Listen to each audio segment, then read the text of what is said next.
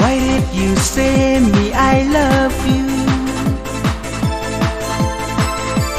when your promise is not true?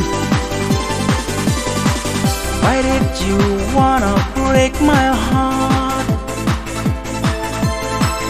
Why you betray and make me sad? Oh, tim tip hadu kando ngangai ya fi. She than for me that you can dream.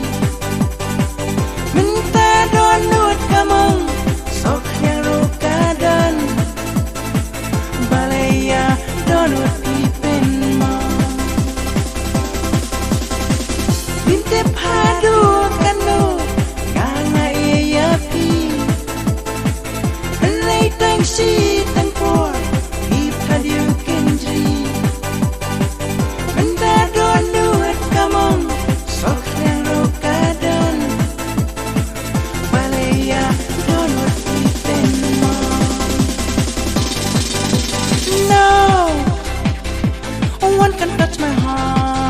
See, no one can love for you like me.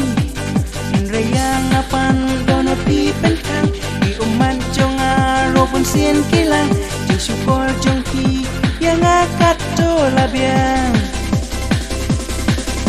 Rayang apan dono pipen kang di uman jong arobun sien kilang jong syukur jong ki yang akat to labiang.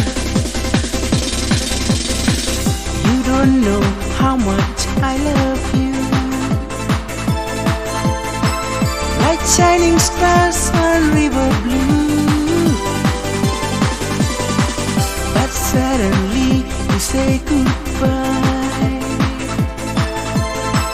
Si poyanga pipin bika. Oh, in mau anda ngaro lakay na jing sway.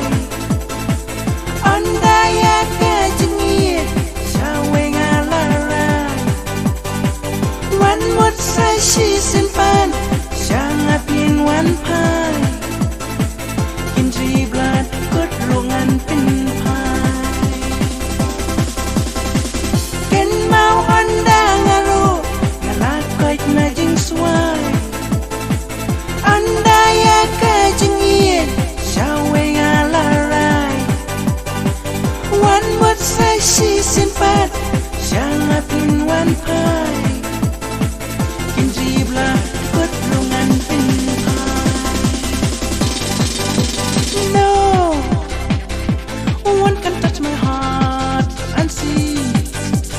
No one can love for you like me.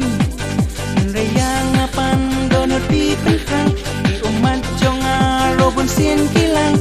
Syukur jong ki yang akan to labiang. Repat yang donut pipen kang di umat jong arobun sien kilang. Syukur jong ki yang akan to labiang.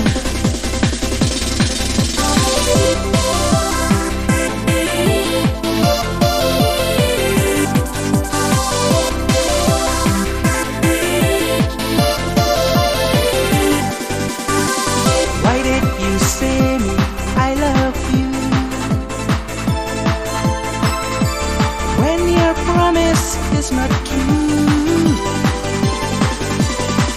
Why don't you wanna break my heart? Why you betray and make me sad? Oh, bintip hadu kano ngangai yafi. Henlay tang shi tang por ipat you can dream. Menta don nuot kamang sok hero kadan. Balaya don nuot ipin mo. Bintip hadu kano ngangai yafi. Henlay tang shi tang por ipat you can dream. Menta don nuot kamang sok hero kadan. Balaya don nuot ipin mo. No one can touch my heart and see. No one can love for you like me. Rayang apan don nuot ipin kang umat jonga lubung sien kilang syukur jongki yang akat tu labian. Rayang apan dono pipen kang umat jonga lubung sien kilang syukur jongki yang akat tu labian.